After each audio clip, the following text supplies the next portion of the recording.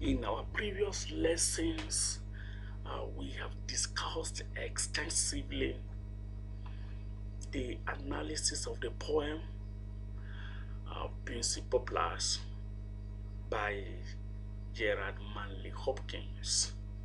And today we are going to be looking at the themes and the literary devices used in the poem.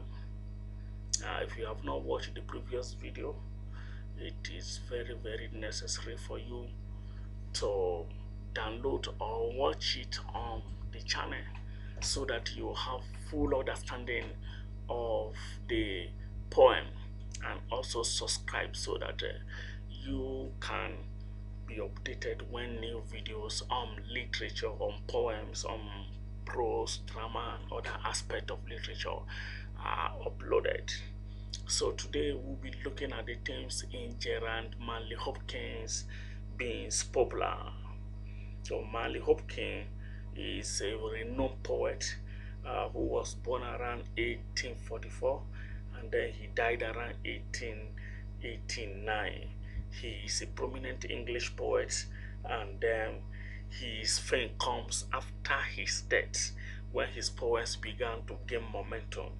And then we have also discussed and analyzed the poem before, and in that we discussed that the poem is a lamentation.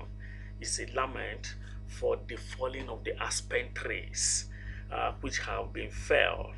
And then the poem is divided into 3 stanzas, where we have the first part of it addresses the felling of the poplar trees, and then the second ponders man's habit of destroying nature in broader terms, and also the third part of it also discusses the way in which man can avoid or protect nature. The falling of the trees in agricultural science is called deforestation, and in this that's why I added the picture of the poplar trees so that you will be able to understand what Manley Hopkins was talking about. You can see the picture on the screen, and if such trees are fair and none of them still standing, no, it is not a very good adventure, especially to nature. So Poplar was really disturbed by the falling of the Manley was really disturbed by the falling of the aspen trees, and then the deforestation that occurs when human activity began to grow, especially the coming of industrialization and other aspects. So we'll be looking at the themes now and see some of the themes that are prominent in the story. Now, one of the major themes in the poem is the regenerative power of nature. Yes, you can see that Hopkins really desires nature, and then he praises nature. And then why did he praise nature? He praises nature because nature have the ability to regenerate, ability to rejuvenate, ability to come back. Not like human, probably if a man dies, he has gone there, another man may come up. But he believed that nature, even when the trees are cut down, they still have the capability to still grow up. So he traveled around England, several places. Hopkins traveled to England, to Ireland, to different places, and saw the destruction of nature as a result of industrialization and then the pollution of the urban cities. So, and all this affect the landscape, and he was very disturbed by all these parts that man is playing in the destruction of nature. So he believed that nature will still come back to itself if man will allow afforestation and remove themselves from deforestation or cutting down of trees indiscriminately. Now, we also have another major theme in the poem. One of it is sadness. Sadness is also a dominant theme in the poem. Who is sad in the poem? The persona is very sad. Why is he sad? He's sad because the trees are being felled indiscriminately. the aspen trees, the poplar trees are being destroyed indiscriminately, and these make him to be very sad. So, having seen the cutting down of the trees, the speaker was really disturbed in a way that all natures are being destroyed by human activity. And there he also sad because the destruction of nature will come back, it will backfire on human in a short while. Maybe that may be the reason why we are having global warming and other things now. So the poem is really just a dispatch from a place where beauty has been lost. He also is very sad because the beauty of nature is no longer in existence because nature has been destroyed. Those popular trees are very beautiful and good, but now they are being destroyed by human activity. Why? Because industrialization that was coming in the early part of 19th century was one of the reasons why forests are being converted to urban cities, and thereby trees and other agricultural or natural things are being destroyed to give room for industrialization. So that is one of the things that he was very sad about.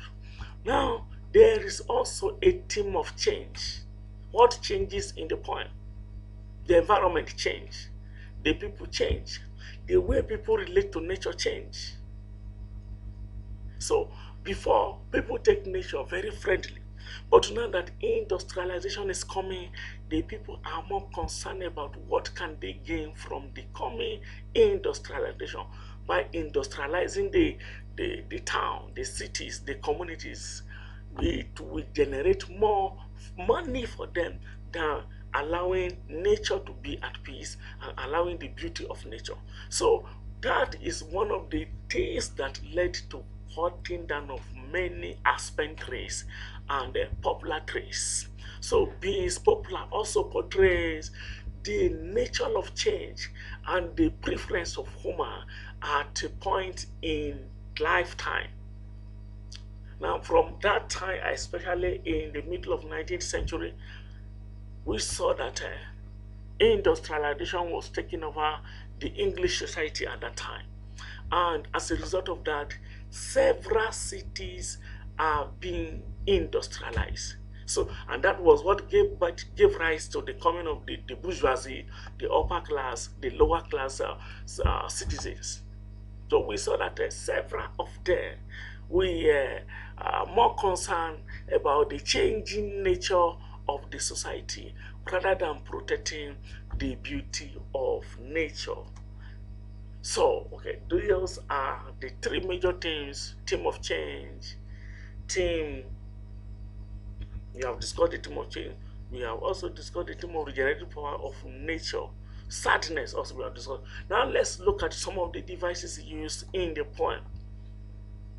We have the structure and the form of the poem, which I told you before. The poem is set out in 2 stanzas and follows an innovative techniques devised by Hopkins himself, which we call the Hopkins form, so known as a strong reading.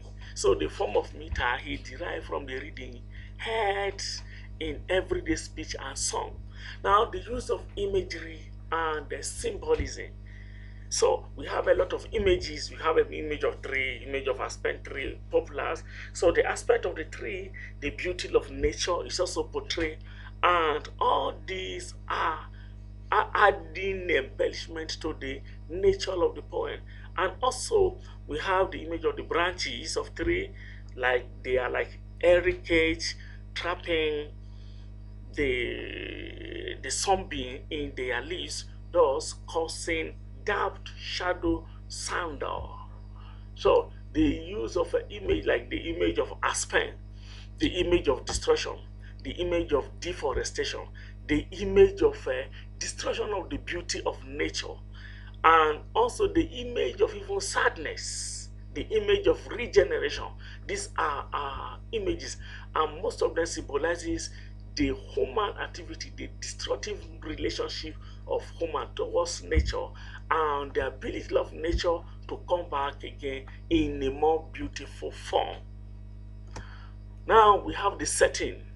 Now the setting is in a village in Binsey in Oxfordshire in England. So we saw that Hopkins lives and work near this Oxfordshire. And so he knew the setting and it is natural feature because he also grew up in a rural area. And by growing up in the rural area, he had a lot of interaction with nature. And he also witnessed or beheld the beauty of nature. Now that the beauty of the nature in Oxfordshire at that time is being destroyed because of the coming industrialization, he was very sad that it is happening at the expense of the poplar trees. Then we have diction. The use of word in the poem is deliberately chosen, and the language is simple, easy to understand. At least any student who really should be able to understand the words. Now we have also the speaker. The speaker, who is the speaker? Our speaker is a tree farm. It's just somebody, a lover of tree. A lover of tree, trunk and branches of tree. He celebrates the whole package of tree and then nature. And why else will he be so totally home about the chopping of aspen trees, who are very dear to him because of his relationship and friendliness with nature and appreciation of the beauty of nature. Then also another devices used in the poem is metaphor. There is a use of metaphor in the poem in several instances. Now we saw where the branches of tree are described as airy cage. So the description of this airy cage is a direct comparison of the branches of the tree to that of airy cages. And also the image present in the readers, we have similarity between how tree branches retain air to create a serene ambience to a cage that is capable of keeping air or one that is full of air. So the use of metaphor, and in fact the metaphor is used in a very creative way. So I also want to give you an assignment which I want you to do, and then you report it. Probably you tell me about it in the comment section. To examine the poet's use of alliteration in Binsey Poplars. We should have discussed the alliteration extensively, but because of I want you to study very well and also contribute to the knowledge of this poem, I want you to study carefully and tell me or analyze or give me the instances, the examples of the use of alliteration in the poem. Alright, make sure you subscribe and then click the notification bell so that you will be notified when more videos are uploaded. Thank you.